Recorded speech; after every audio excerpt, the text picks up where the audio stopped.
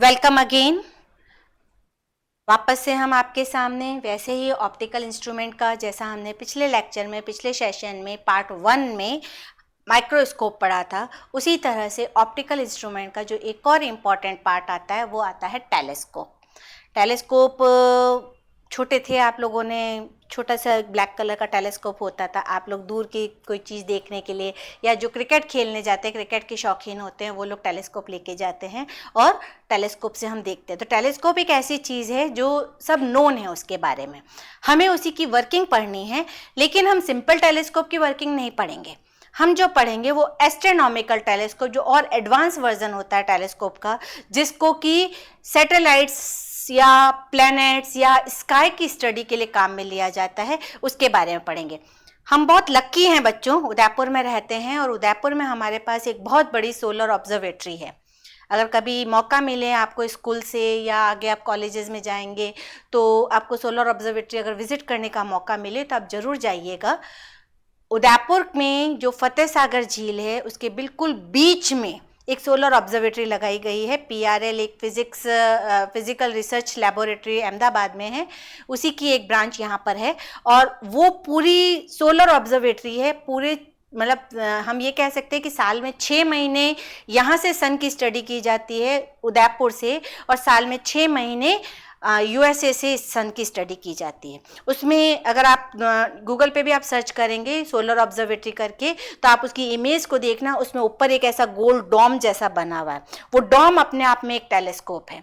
वो डोम सन के अकॉर्डिंग अपनी पोजीशन चेंज करते रहेंगे और सन की पोजीशंस नाप मेज़र करते रहेंगे, सन की जो एक्टिविटीज़ है उसकी स्टडी करते रहेंगे। वो हमारा एस्ट्रोनॉमिकल टेलीस्कोप है। कभी मौका मिले विजिट ज़रूर करिएगा, बहुत अच्छी, बहुत नॉलेज की चीज़ है। वहाँ पे 3 तरह के टेलीस्कोप हैं, आपको बहुत कुछ सीखने को मिलेगा वहाँ पर।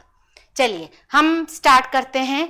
टेलीस्कोप, जो हमें 2 टाइप के टेलीस्कोप्स पढ़ने हैं और हमें उनकी संरचना समझानी है और उसके लिए मैग्नीफिकेशन फॉर्मूला डिराइव करना है। एग्जाम पॉइंट ऑफ व्यू से बहुत इंपॉर्टेंट है। मान के चलिए एग्जाम में 100% या तो टेलीस्कोप में से कोई क्वेश्चन आता है या माइक्रोस्कोप में से क्वेश्चन आता है, और बहुत ईजी है। सिर्फ आपको रे डायग्राम बनाना है, उसकी कंस्ट्रक्शन लिखनी है और उसका मैग्नीफिकेशन का फॉर्मूला डिराइव करना है। फुल मार्क्स आप आराम से ला सकते हैं। स्टार्ट करते हैं हम हमारा।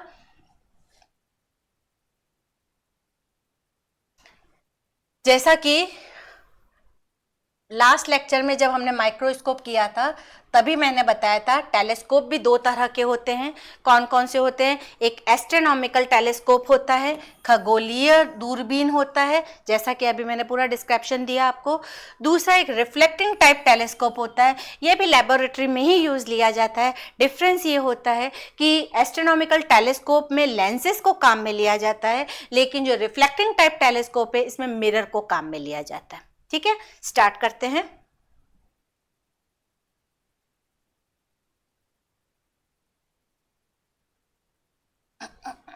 सबसे पहले हमें लेना है एस्ट्रोनॉमिकल टेलीस्कोप, खगोलीय दूरबीन। सबसे पहले तो हम डिफरेंस समझते हैं, क्योंकि जब अपन किसी चीज का कंपैरिजन करते हैं तो वो याद रखना इजी होता है।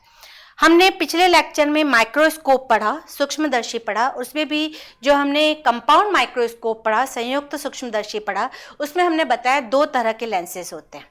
एक अभिदर्शक लेंस होता है, ऑब्जेक्टिव लेंस होता है, और एक आई लेंस होता है, अभिनेत्र लेंस होता है।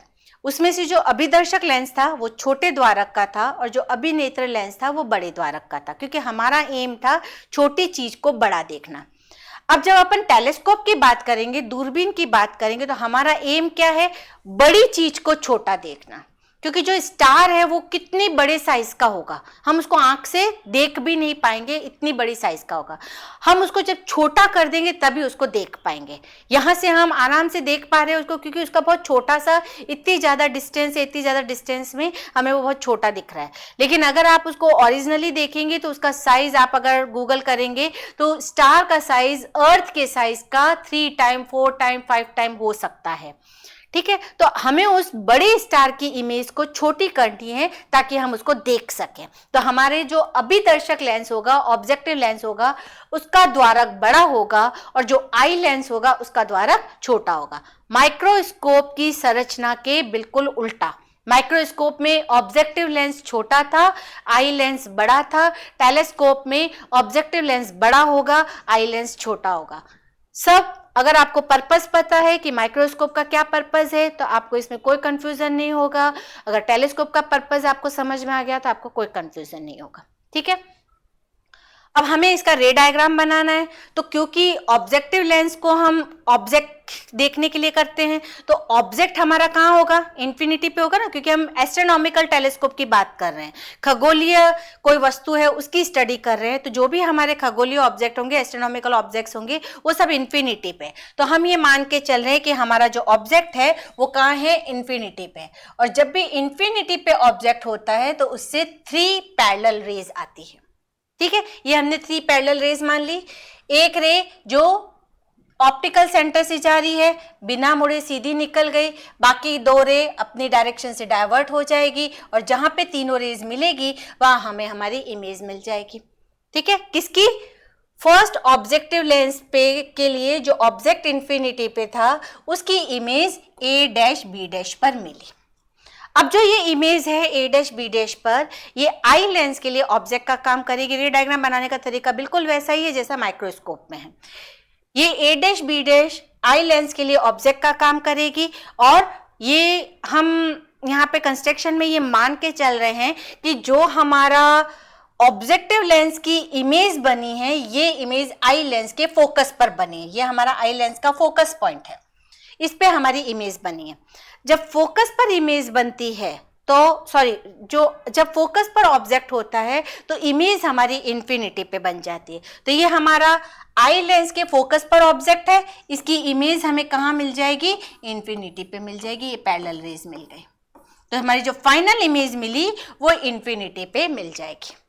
क्लियर, ये चीज क्लियर हो गई, ये रे डायग्राम क्लियर हो गया। अब बस इस रे डायग्राम से हमें हमारा मैग्निफिकेशन का फॉर्मूला डिराइव करना है, आवर्धन क्षमता का फॉर्मूला डिराइव करना है। उससे पहले जस्ट एक बार लैंग्वेज देख लेते हैं कि किस तरह की लैंग्वेज आपको एग्जाम में लिख के आनी है। बिल्कुल सिंपल लैंग्वेज है, जो मैंने आपको कंस्ट्रक्शन में समझाया उसी को ही हमने लैंग्वेज फॉर्म में लिख दिया है। दूरदर्शी में इसको हम अपवर्तक दूरदर्शी भी कह सकते हैं क्योंकि इसके अंदर लेंस काम में ले रहे हैं। अपवर्तक दूरदर्शी या खगोलीय दूरदर्शी में 2 प्रकार के लेंसेज होते हैं, अभिदर्शक लेंस और अभिनेत्र लेंस। ठीक है, जो अभिदर्शक लेंस होता है उसका द्वारक बड़ा होता है और जो अभिनेत्र लेंस होता है उसका द्वारक छोटा होता है। ठीक है, और इन दोनों को बीच में एक नली द्वारा एडजस्ट करके रखा जाता है। ठीक है, ये जो हमने पिछले डायग्राम में समझाया उसी को ही हमने लैंग्वेज में लिखा है और कुछ भी नहीं किया। इसके बाद हमें इसकी इमेज फॉर्मेशन बतानी है, प्रतिबिंब का निर्माण समझाना है। तो जैसे इमेज फॉर्म करी अपन ने, रे डायग्राम बनाया, उसी को ही लैंग्वेज में लिख दिया। दूरदर्शी का जो अभिनेत्र पे अभिदर्शक पर जो हमारा ऑब्जेक्ट था उस ए बी, उसकी जो हमें इमेज मिली वो दूसरे लेंस F0 पर मिली, उल्टी होगी, वास्तविक होगी और छोटी होगी। ये जो ऑब्जेक्ट की image A dash B dash मिली है ये दूसरे वाले लेंस के लिए ऑब्जेक्ट का काम करेगी और अंतिम प्रतिबिंब हमें इन्फिनिटी पे मिलेगा, अनंत पे मिलेगा। जो रे डायग्राम बनाया सिर्फ उसी को ही हमने लैंग्वेज में लिख दिया। ठीक है, 4-5 लाइनें लिखनी है, बहुत ज़्यादा डिटेल में नहीं लिखना है। अगर आपको रे डायग्राम समझ में आ गया, जरूरी नहीं है कि आप यही लैंग्वेज लिखें, आप अपनी लैंग्वेज में भी लिख सकते हैं कि इसकी संरचना कैसी है और इसकी जो इमेज फॉर्मेशन हो, इसके प्रतिबिंब का जो निर्माण हुआ है वो किस तरह से हुआ है। जो मेन है हमारा वो आता है अब आवर्धन क्षमता, मैग्निफिकेशन पावर।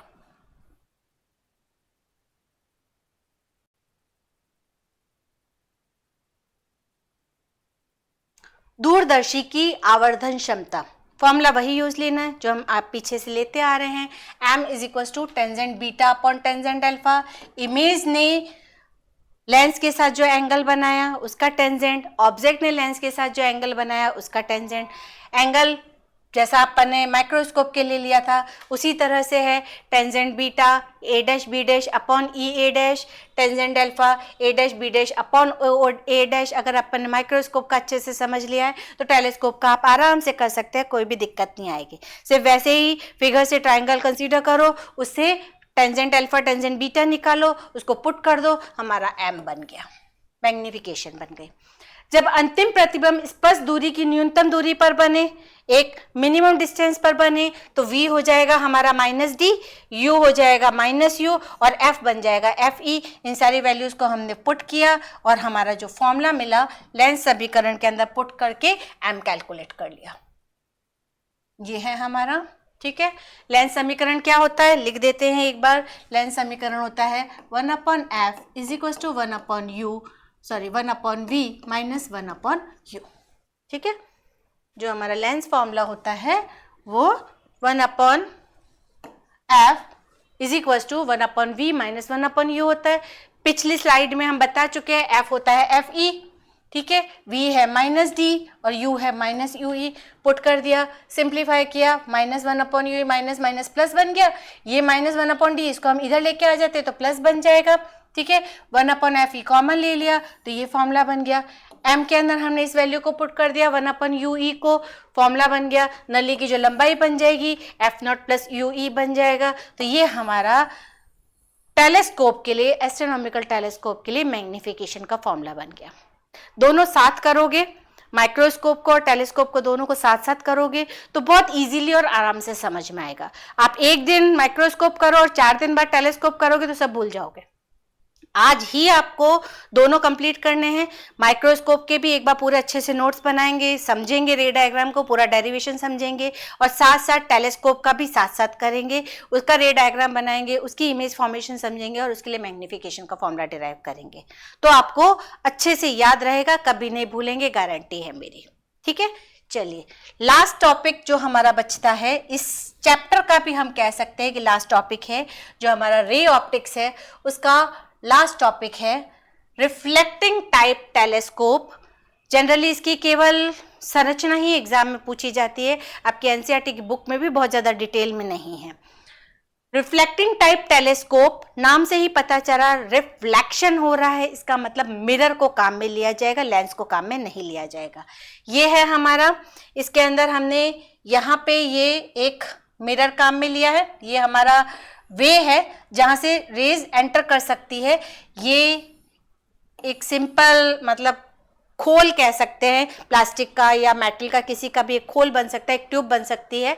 इस पे हमने यहाँ पर एक मिरर लगा रखा है, ये यहाँ पर हमारा एक मिरर है, ये हमारा मिरर है, सॉरी, ठीक है। ये तो एक वे है जहां से कि लाइट एंटर करती है, इसको हटा देते हैं। ये हमारा मिरर है मेन, ये हमारा मिरर है, ये हमारा दर्पण है, ठीक है।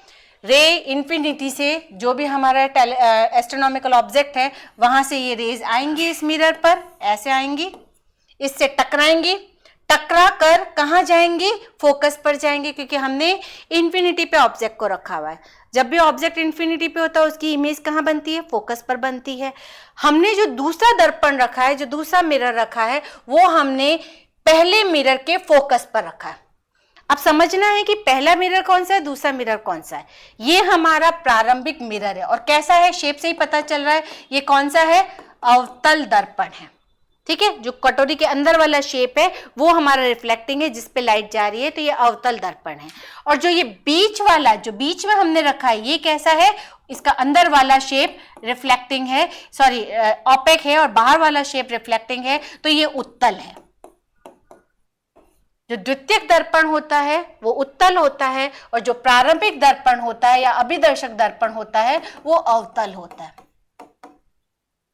लाइट इन्फिनिटी से पहले प्रारंभिक दर्पण या अवतल दर्पण पर आएगी, क्योंकि हमने जो उत्तल दर्पण रखा है या द्वितीयक दर्पण रखा है वो प्रारंभिक के फोकस पर रखा है। इन्फिनिटी से जो रेज आई मिरर से टकराकर फोकस पर आती है, फोकस पे हमने पहले से ही एक मिरर रखा है, उससे वापस रिफ्लेक्ट होगी और हमें एक जगह पे कॉन्सेंट्रेट होके यहाँ से दिखेगी या हम देखेंगे। यहाँ हम हमारी आंख रखते हैं, इसलिए इसको नेत्रिका कहा है, जिससे देखते हैं उसको नेत्रिका कहते हैं। और ये हमारा फेस रहेगा स्काई की तरफ, आकाश की तरफ हमारा फेस रहेगा। तो ये हमारा रिफ्लेक्टिंग टाइप टेलीस्कोप है।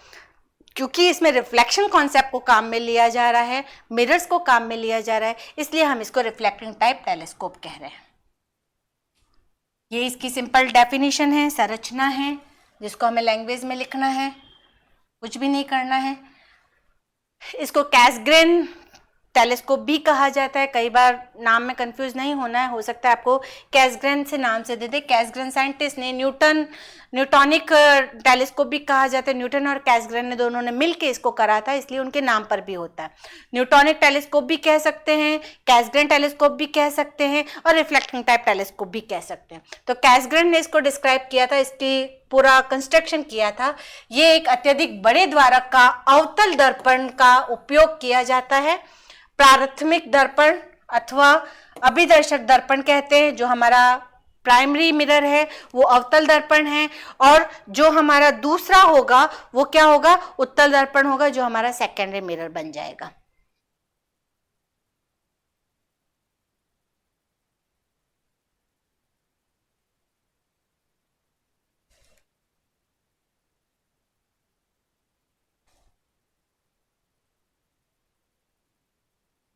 तो यहां तक हमारा रे ऑप्टिक्स कंप्लीट होता है। रे ऑप्टिक्स में हमने बहुत डिटेल में सब कुछ कंप्लीट कर लिया है। मिरर पहले रे ऑप्टिक्स में आपको क्या क्या टॉपिक्स कवर करने हैं, रिफ्लेक्शन करना है, रिफ्रैक्शन करना है। रिफ्लेक्शन में मिरर्स आते हैं तो मिरर को हमने बहुत डिटेल में पढ़ा। रिफ्रैक्शन में लेंस आता है तो हमने लेंस को बहुत डिटेल में पढ़ा। इन दोनों की एप्लीकेशन से जो माइक्रोस्कोप और टेलीस्कोप बने उनको हमने बहुत अच्छे से डिटेल में करा।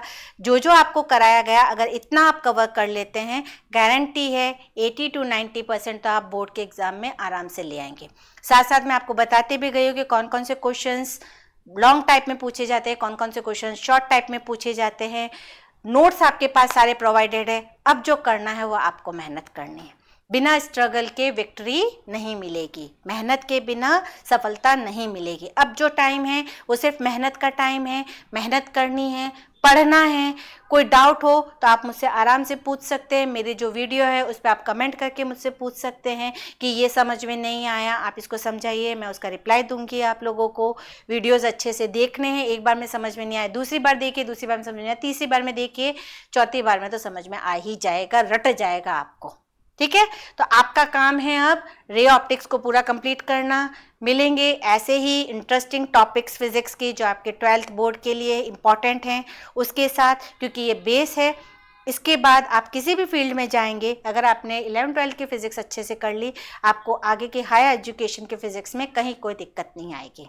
ठीक है बच्चों, मेहनत करते रहिए, पढ़ाई करते रहिए। Thank you very much.